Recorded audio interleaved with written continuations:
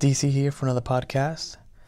Got an awesome topic for you guys today that I was thinking about. Just came up randomly, like most things do, in my pensive little mind.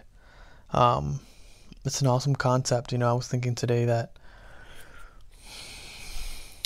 it's actually something I never thought about before in this capacity.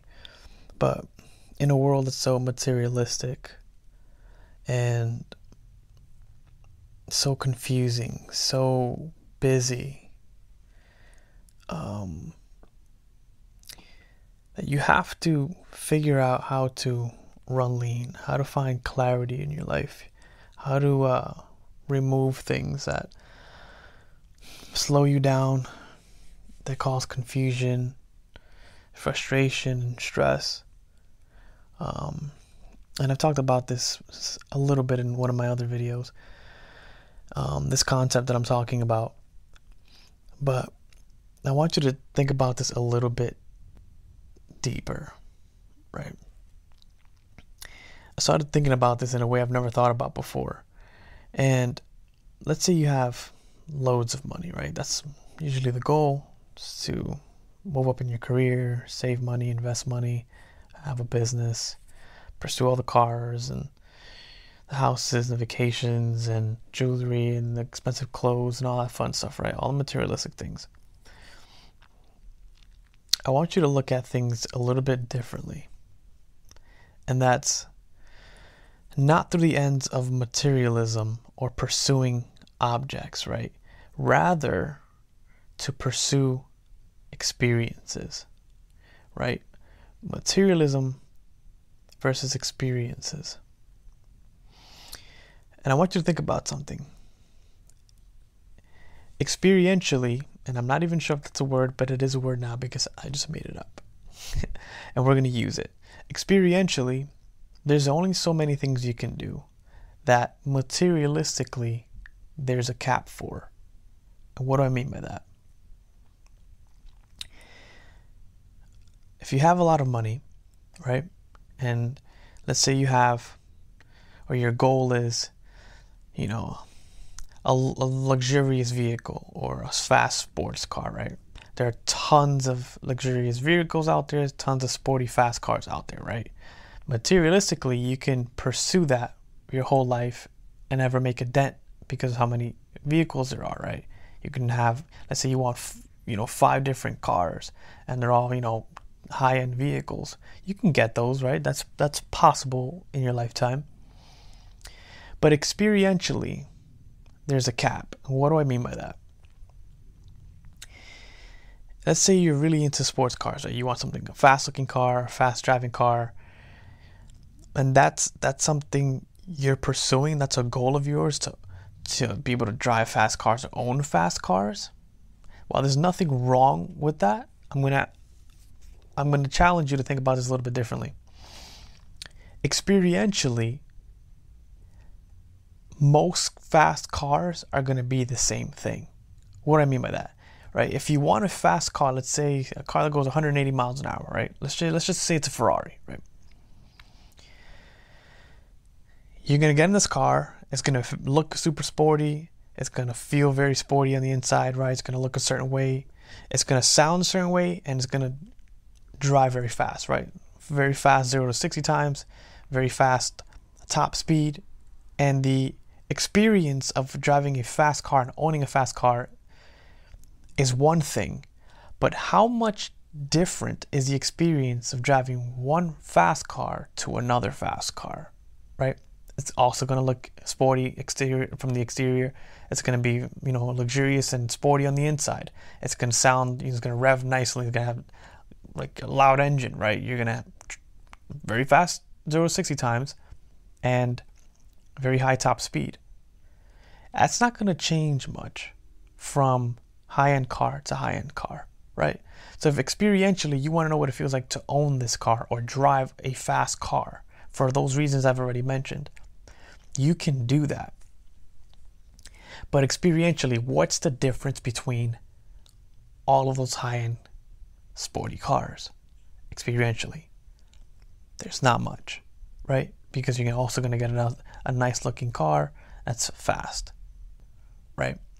And so while materialistically, you can pursue all these other vehicles. There's tons of them on the market, obviously, and there's for everyone and all the different tastes.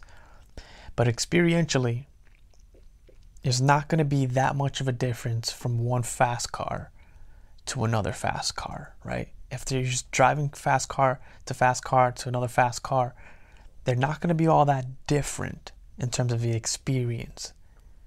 And I want you to think about that. Let's use that an example. Let's say you have loads of money, right? And let's say you own an island, right? An island's middle of the ocean, basically, right? Water all around. You're going to have sand, trees, water all around, sun, and that's about it, right? So let's say you have enough money to own an island, and that's the top end experience. That top end experience is beach, water all around, sunshine, palm trees, that sort of thing. Whether you own the island or not, or if you own an island on one side of the world, it's going to be the same experientially on the other side of the world, right? Water all around, sun in the sky, sand on the ground, trees around, and you can see the beach, right?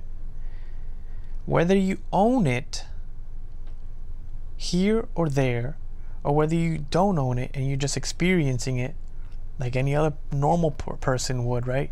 You're at a beach, experientially. It'll vary a little bit in terms of how empty the beach is, or how clear the water is, or how clean the sand is. Experientially, yeah, there's levels. Like I mentioned before, there's levels to this stuff. But at the high end, if your goal is to live, to live on a beach or experience the beach more often, experientially, it doesn't change that much, right? Between visiting a nice beach and owning a nice beach in terms of the beach itself, right? Because no matter where you are, the beach is the beach. And I want you to think about that. I thought that was a very profound concept, because it goes to helping in looking at things differently and changing your perspective a bit in terms of like what's worth pursuing and what's the highest level that means something to you, whether you can achieve and experience more often rather than trying to own the thing, if that makes sense. I think that's so key. So key. I am a huge believer, fan, proponent of the idea of mentally and materialistically running lean, right? Removing all the unnecessary thoughts and beliefs and like perspectives and views on life and behaviors that bog down your life. I like to stop, look at things from the big picture, and start shaving off the things that society teaches you to pursue. The ideas, the perspectives, the beliefs, and the behaviors that get so many people caught up. That is the exact recipe for living a way that is the cause of stress, frustration, and dissatisfaction, unhappiness with your life, right? If you look at your life, your past experiences, if you look at how other people are living, if you look at what society promotes and encourages and what the norm is, right? You can see, and I think you would agree with me on the fact that what you pursue in your life, what you deem important, how many things you deem important, where you spend your time, where your thoughts and beliefs are about what's supposed to make you happy in this world, in this lifetime, you can see that that's going to be a fundamental thread in everyone's life. And I said this before in another video, and I'll say it again here now. Happiness is not having more, it's needing less. And I want that to settle in. This is key. And through my days, I'm constantly reminded about this concept right here. If you want to be happy, you cannot have too many things to think about. You can't have too many things that you own, and you can't have too many things to pursue. That is the recipe that I believe is the primary, if not the overall recipe for happiness.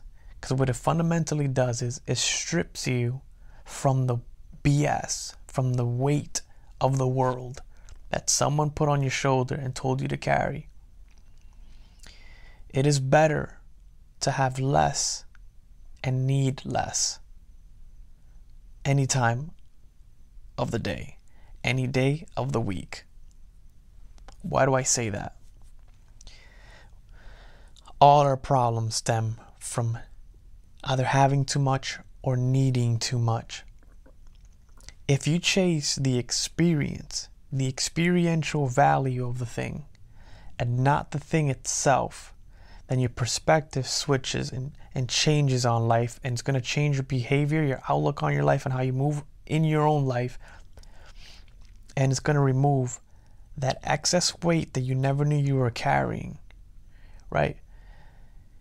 You can be much more happy chasing the experience of knowing what it's like and checking that box off, of driving the fast car and knowing what that's like, rather than pursuing the purchase of all the fast cars, right? Because it's easier to experientially get what that thing can give you. The only thing that object can give you, that vehicle, that fast car, is the thrill and the experience of driving in something fast and different, right?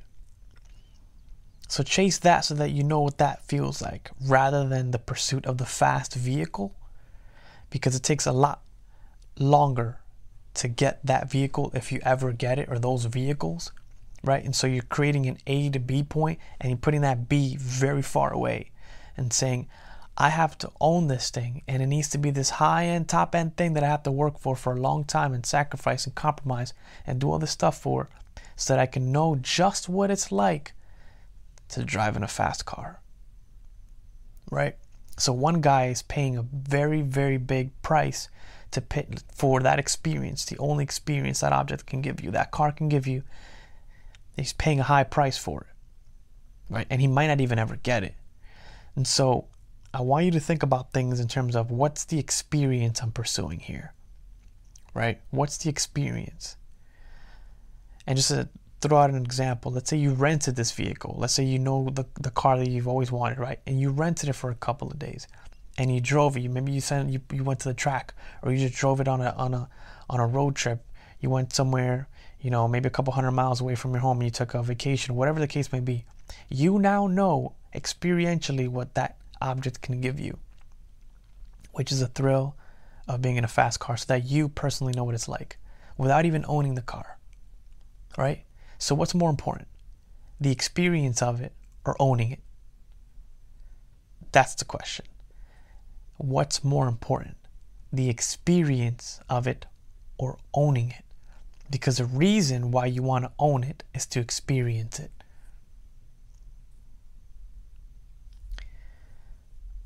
I want that to settle in. I want that to sit in with you for a second. Think about that. That goes hand in hand, and I don't want to derail the conversation too much, but it goes hand in hand with something else I've talked about in a video that I've learned. Think about this for a second. And I learned this from Abraham Hicks. And if you don't follow this individual, I want you to get on it ASAP and start consuming that information. There's loads and loads and loads of audio and video on YouTube, so check it out. Everything that you want in this life, you want it because you believe that you will be happier in the having of it. Everything, right? When you take off a week from work, right, and you save all this money prior, and you plan with your significant other or your family some trip that you want to go, that you've been wanting to go for, for years now. Let's say it's somewhere in Europe, right? Let's say somewhere in Europe, and you've always wanted to go to Europe, and you're gonna take all this money that you've been saving, that you've been working for, right?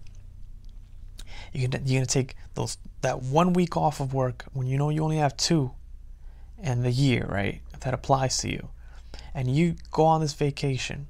You're going on the vacation for one reason and one reason only, for the experience. You feel that you will be happier having gone to Europe than you would have if you had not gone to Europe or had not known what it's like to have been there. You're going for the experience, right? Because when you're done, you're going to end up right back at home. And she uses an amazing example and uses travel as an example, and basically puts it in a way that's so easy to understand. If you were going to end up, if the goal was to get it done, right? If the goal was just to go to Europe, then you would never leave your house in the first place, because you're going to end up right back where you're at, right? So you might as well not even go. If all you're just doing is just to go, you might as well not even go, right? You're going to end up back home anyway. But you're not going to get it done. You're going for the experience. You see what I'm saying? So experientially, everything is the most important thing. That's the most important thing. The experience of it. Finding out what experience, what's the best or one of the top experiences you could have with a particular situation or object, right? And then chase that. Don't chase the ownership per se, right? Chase the experience of it. At the end of the day, your life is made up of experiences, not things you purchased, right? When you leave, you left with experiences, and everything you bought, you left that behind. And I want that to stick, right? In our society, we pursue material things way too much. It is woven into our society and our lifestyles.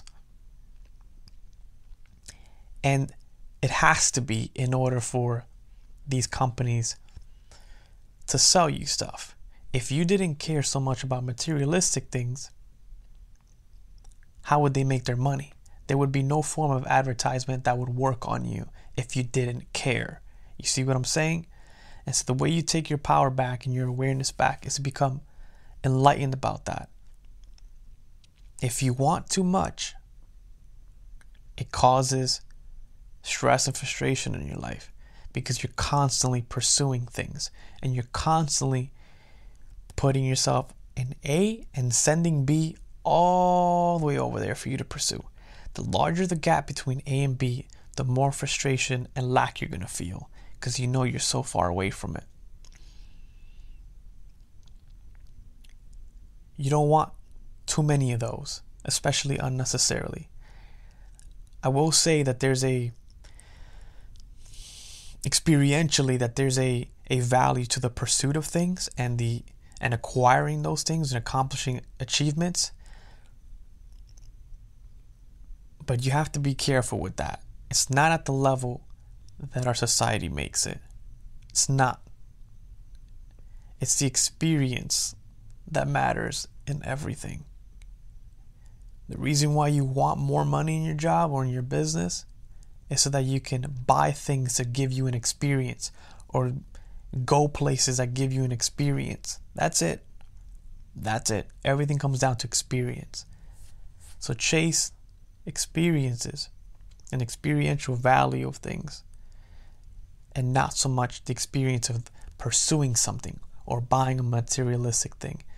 As long as you don't train that desire to buy and be materialistic things and to need things outside of you, as long as you don't train yourself, you're going to screw yourself, and your life is going to be heavier and more dissatisfying than it needs to be.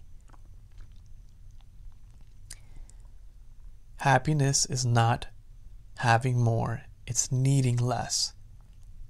Because what you're doing is shaving off all those situations, and the point A to point B, you're shaving those things off.